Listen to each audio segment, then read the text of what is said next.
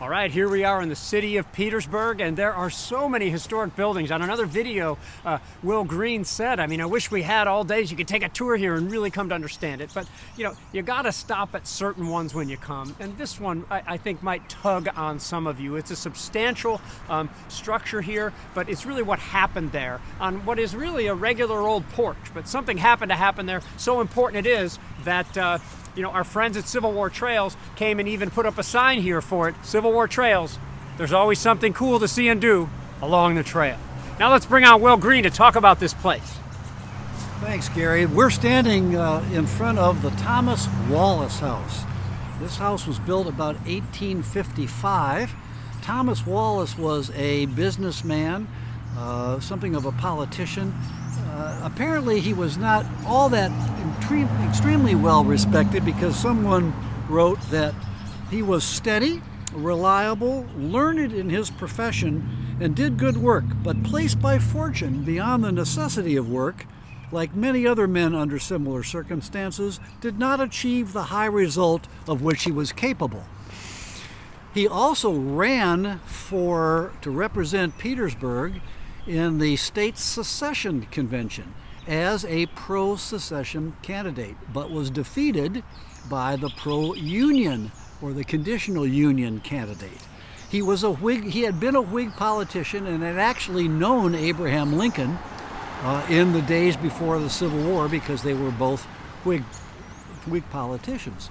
His wife was a dual first cousin of Ambrose Powell Hill, and he resided here in 1865, April the 3rd, 1865, the day that the Union forces moved into Petersburg at 4:28 a.m. and raised the American flag above the Petersburg courthouse for the first time in more than 4 years. President Lincoln had been staying on his riverboat off of City Point for the last week or so. And when the Union forces came in, he expressed an interest in coming into Petersburg, and of course General Grant decided that he would meet with President Lincoln. Grant rode in from the west, where his command post had been, and Abraham Lincoln took the military railroad to a point called Hancock Station near the Jerusalem Plank Road, and then was sent a horse by General Grant to ride through the battlefields and into the city of Petersburg, where they met at this house. Do you mind if we cross and get closer so we can see it closer up? As long as we don't get run over. Yeah, let's try not to get run over, and here we go. Trust us, Doug, you're good crossing. All right, pick it up. When Lincoln arrived here, he got off of his horse with a little bit of an entourage that he had with him, a Navy officer, one of his sons, young Tad was with him, a bodyguard was with him. Of course, there were soldiers around. General Grant had already arrived and was waiting on the porch. Now, there are two stories about why the meeting between Lincoln and Grant didn't take place inside the house.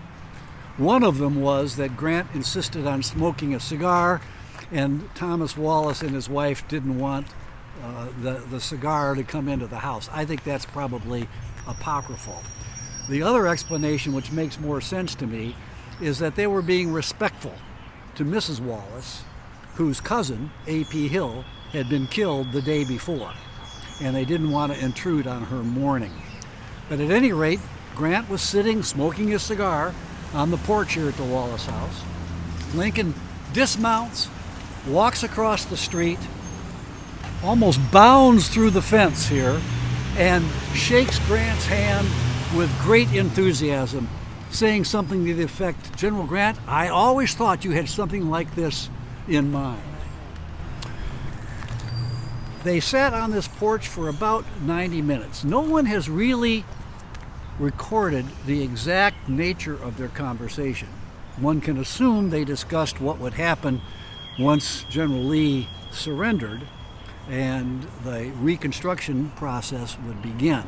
And people have speculated, I think with some good reason, that it was here in this meeting on April the 3rd on the porch of the Thomas Wallace house that Lincoln expressed his preference to General Grant that the Confederates be let down easy and not punished. And this perhaps led to Grant's attitude at Appomattox Courthouse to be so generous with his surrender terms. They were also hoping to get word from Richmond that the Confederate capital had surrendered as well. But after about an hour and a half, that word had not arrived yet in Petersburg, and General Grant, who had already ordered his troops to begin pursuing the retreating Confederates out to the west, felt that it was his duty to join his men and take charge of the pursuit. And so he took his leave from President Lincoln and went off to conduct the last 6 days of his active campaign here that wound up at Appomattox. President Lincoln goes back to City Point. The next day he travels up the James River and visits Richmond. He comes back to City Point. He'll make one more trip into Petersburg on April the 8th, and then he'll return to Washington, D.C., where he has less than a week to live. These are heady times. I mean, Will just covered a lot of them right there, so I won't repeat it. But I just think, in as much as that this is their last meeting, and that we're standing at the place where it was, and I think Will painted it really well. You could imagine Lincoln getting off his horse. Let's sidle to the right. You're right, if you will, a little bit, Doug, and just show it one more time with the thought that, thank you for your support, and thanks for, continuing to share these, videos with your friends so as many people can know about this stuff as possible.